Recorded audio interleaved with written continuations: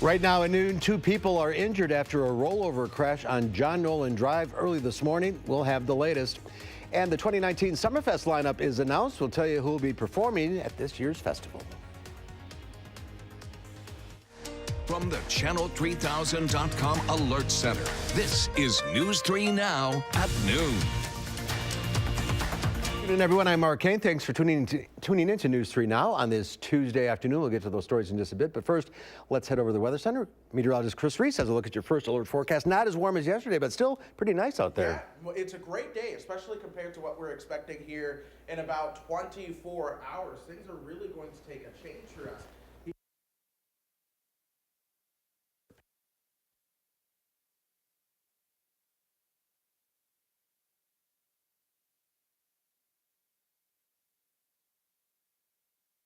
To see those decorator clouds in the mix as we go throughout the rest of the day. No real rain showers expected in the meantime, but we could see some more rain showers later on throughout the afternoon and evening. The temperatures, though, they're warm. 61 right now. That's despite winds coming out of the north and west at 14. When you get that northwesterly wind, that is when you start to bring in some of those colder temperatures, as things are just a little bit chillier towards the north and west. 53 in Minneapolis right now, 39 in Morris. But still, I think we're going to be a little bit warmer. Expect those temperatures into the low 60s for highs this afternoon. And then, of course, we have blizzard warnings to our north and west as a spring storm begins to approach. I'm going to break down how that will impact us coming up in Maine Weather, Mark. All right. All eyes are on that. That's yes, for sure. Absolutely. All right, Chris, check back in a few minutes. Just into the Channel 3000 Alert Center, new information concerning the crash on John Nolan Drive this morning. A woman has been arrested for a third offense of operating while under the influence. Police say a 10-year-old child was hurt during this crash and is currently in stable condition. Officers have arrested 33-year-old Joanna Phillips. They were called out to the John Nolan Drive North Shore Drive area around 3 o'clock this morning. A witness told officers the driver was speeding and appeared to be racing another vehicle when she lost control and rolled her car several times. John Nolan was closed for several hours because of this crash. Police are investigating the death of a baby in Milwaukee. Officers were called to a residence about 5 this morning when the 10-month-old baby was unresponsive. Life-saving measures were unsuccessful and the child was pronounced dead at the scene. Police released no other details about the circumstances of the death. Prosecutors are detailing an alleged plot by a Maryland man to ram a stolen U-Haul truck into people at a popular tourist area near the nation's capital. According to charging documents, Rondell Henry harbored a hatred for non-Muslims for at least 2 years. He allegedly had been watching ISIS videos online. Investigators say on March 26, Henry stole a U-Haul truck in Virginia to carry out an attack. Police say Henry parked the stolen U-Haul at a harbor and broke into a boat to hide overnight. But by the next morning, police had found the stolen U-Haul and arrested him.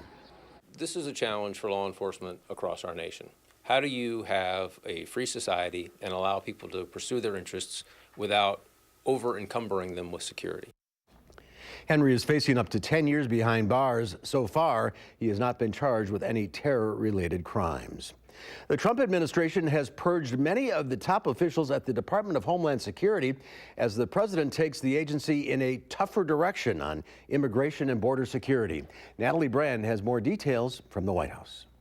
First, it was Department of Homeland Security Secretary Kirstjen Nielsen. I just want to thank the president again for the tremendous opportunity to serve this country. Then the White House fired Nielsen's number 2 in command, Claire Grady, and Randolph Alice, the Secret Service director. Citizenship and Immigration Services Director Lee Francis Cisna is also expected to leave, along with the department's general counsel. It is, in a word, chaos. The problems we face at our southern border will not be fixed with high-profile firings or tweets or press conferences. It's going to take leadership. White House senior advisor Stephen Miller is behind the move. Sources tell CBS News Miller won an internal battle with the president's son-in-law Jared Kushner and is now in charge of Homeland Security personnel and immigration policy. Miller, who is an immigration hawk, is now reportedly looking to revive the family separation policy and close ports of entry. I would never support the use of family separation the systematic traumatization of children as a tool of immigration policy, but it's not about what I support. Senator, it's about what you and your colleagues support. Attorney General William Barr testified this morning that he has not heard of discussions to revive family separations, saying he supports the current policy of not separating families. Natalie Brand, CBS News, the White House. And CBS News has learned the Pentagon is expected to approve a Health and Human Services request to provide housing along the border for up to 5,000 children. The request was made last month, and President Trump's national emergency declaration would allow for the Pentagon to pay for the housing. And as you just saw, Attorney General William Barr is testifying on Capitol Hill for the first time since he received Special Counsel Robert Mueller's report on Russian interference in the 2016 election. DOJ officials say Barr will steer clear of addressing the Mueller report during the hearing, which is supposed to be focused on the 2020 budget. The 2019 Summerfest lineup has been announced. Summerfest will be June 26th through the 30th and then July 2nd through the 7th.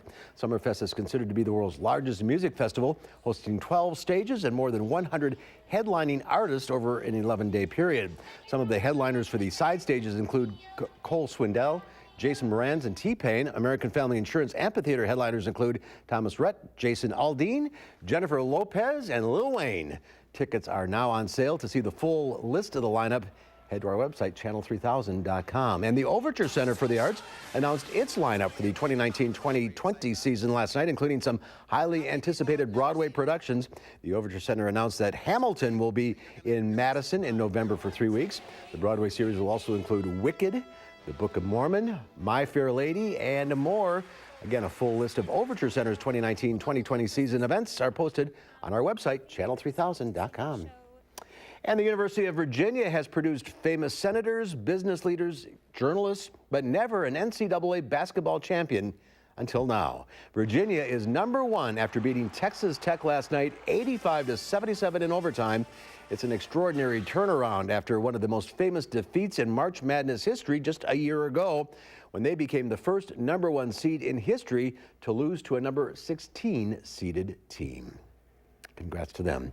And there's more to come on News 3 Now at noon. Up next, we'll see what Howard's working on in the Mr. Food Test Kitchen. Today's recipe is so good and disappears from the table so fast, it'll leave you wondering where it went.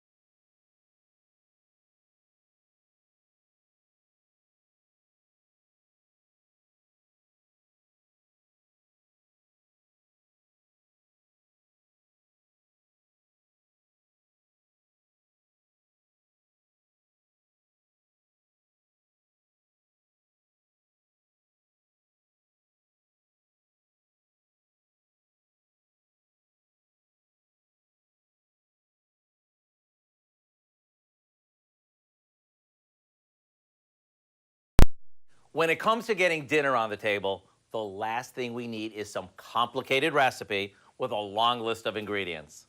So with that in mind, I know you're gonna love today's recipe that has only 5 ingredients, and it goes together in minutes. All we do is combine some Dijon mustard, a splash of vegetable oil, a little lemon juice, and some chopped dill. Once that's mixed, we add in some boneless, skinless chicken breast and let them sit for a bit so they can soak up all that flavor. Then right before we call the troops to the table, we discard the extra marinade and sear these in a grill pan or in a skillet until each side is golden and they're cooked through. We could even marinate these up to a day if we want. Either way, after cooking these for just minutes, you have a fancy-dancy tasting dinner that's healthier, cheaper, and easier than picking up takeout. So here's what I suggest.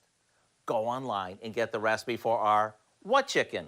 The reason we call it that is there is bound to be one person at the table who will gobble it up quickly and ask for more. And when you ask them, what happened to your chicken? They're gonna say, what chicken? I'm Howard in the Mr. Food Test Kitchen, where today we found a very simple way for you to say, ooh, it's so good. All right, Howard, thank you. There's more to come on News 3 Now at noon. Up next, a sunny and breezy spring day, but change is on the way. Meteorologist Chris Reese will have your first alert forecast when we come back.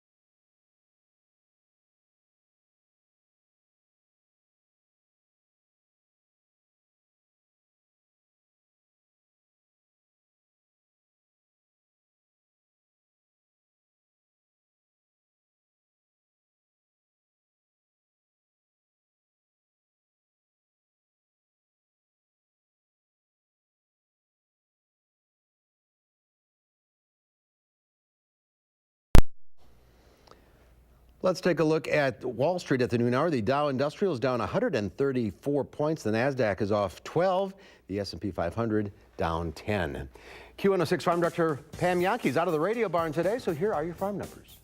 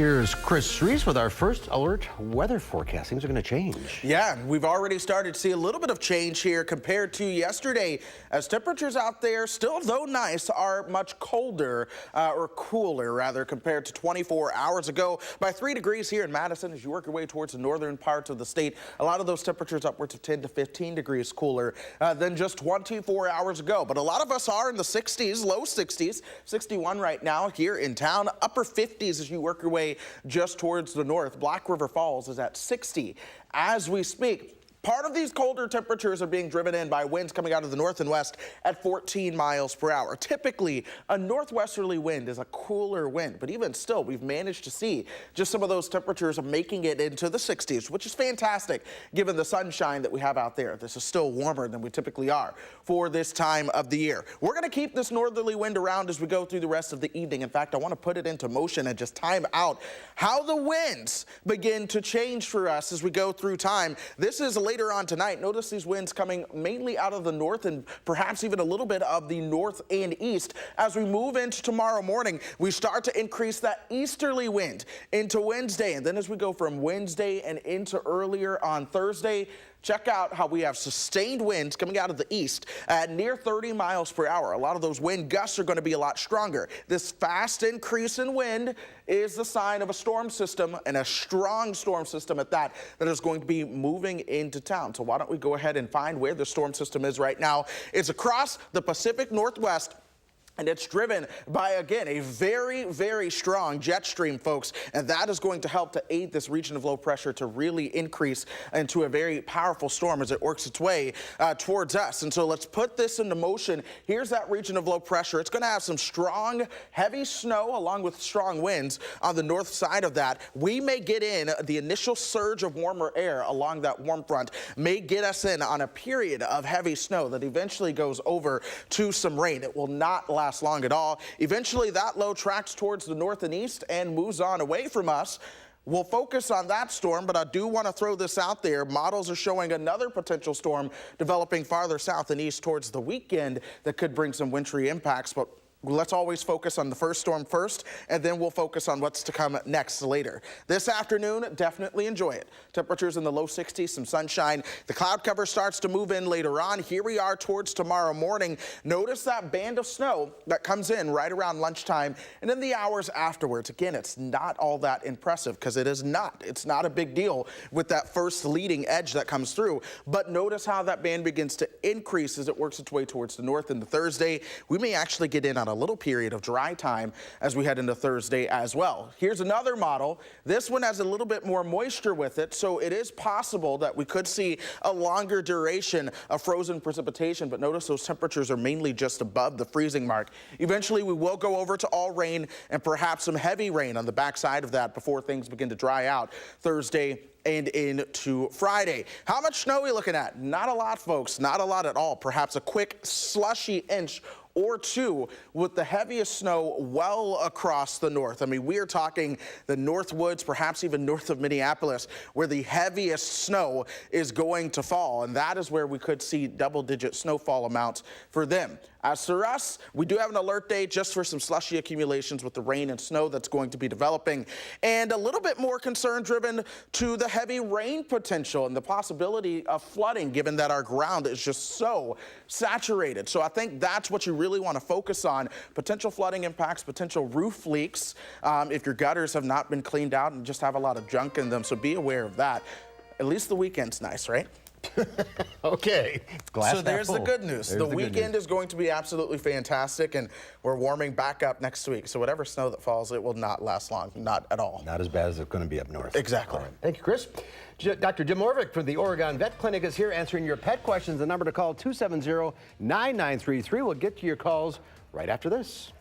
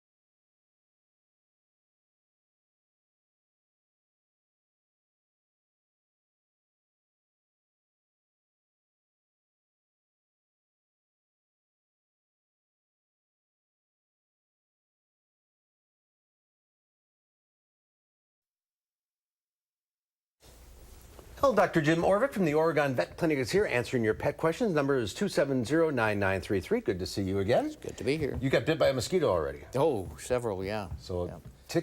Flea and tick season. Time for all the prevention to start, yeah. And out in the fields, we've been out walking, and I'm worrying about ticks out there, too. So. It starts early, doesn't it? Yeah. All right, let's go to the phones. We will start with Frank from Lodi. Hi, Frank. Hi. Hi, which question?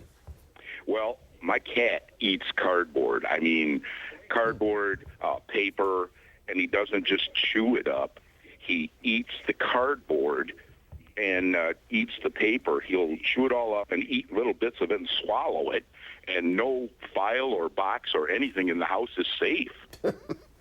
Well, it's probably not good for her. No, not good. Cats eat things for their hairballs, and they have cat grass that you can grow that might make it be more interesting than the cardboard boxes for them. So you think it might be a hairball? That's the one thing I could think other than a bad habit, and if it's that, you just have to keep the cardboard away. But paper, it's tough. Yeah. It's everywhere. Yeah. All right, Kelly from Schulzberg. Hi, Kelly. Yes, I have a 8-year-old Pomeranian, and he gags. Mm-hmm. Like it doesn't. He gets a little excited about anything, but he just starts gagging, and I can't figure out what's going on with him because he can just be walking by and start gagging. Is it around not associated with eating at all? I don't think so. It does it any time. Okay. Well, the most common cause of gagging in dogs, little ones, is tonsillitis. Really? Oh. Oh, and, wow. There is often some association with that and full anal glands. They lick back there, I think, and then they get the infection in the throat. And so anyhow, it'd be good to have the vet look down his throat, see if his tonsils are swollen. That'd be the first thing I would do. I didn't know dogs had tonsils. Oh, yeah. We've taken out a lot of tonsils. All right. We don't have your name here, but you have a question about a Yorkie? Yes, hello? Hi. Go ahead. What's your question? Yes, I have a 6-year-old purebred Yorkie. Mm-hmm. And my dog only eats cat food. She won't eat any kind of dog food at all. I was wondering, is that wrong? Is that okay for her tummy, or should I be concerned? I have not known cat food to hurt a dog. Is there something in it that the dog needs that's not in there? Well, it might taste a little better. More protein in cat food. They're pure carnivores, and they need protein, and so it may. It's not gonna hurt, right? Yep. When it comes to dogs, the grass is always greener in the other food and bowl. the grass too. Yeah. All right, Norma from Orfordville. Hi. What's your question? We got a kitten, a young kitten, last August, and we already have a 16-year-old cat, and the 16-year-old is not accepting the kitten. She growls at her all the time. Mm-hmm. Yeah, that's tough. Yeah. How old is the older cat? 16. 16. Yeah, 16. Okay. Mm-hmm. There are pheromone things now to help cats accept other cats, and I always said keep them in a separate room. Don't let them see each other, but smell each other for a week or two, and then slowly get them. Yeah. All right. Thanks for everyone for calling in. If you're on the line, stay there. Doctor will talk to you off the air. We'll see you in a month. Chris has one final check of the forecast. Well, we have a little bit of sunshine out there today. Enjoy that, folks. Changes are brewing as we move into tomorrow. A little bit of snow going over to rain throughout the end of the week. All right, that is our time for now. Thanks for watching. We'll see you back here at 4. In the meantime, have a great afternoon.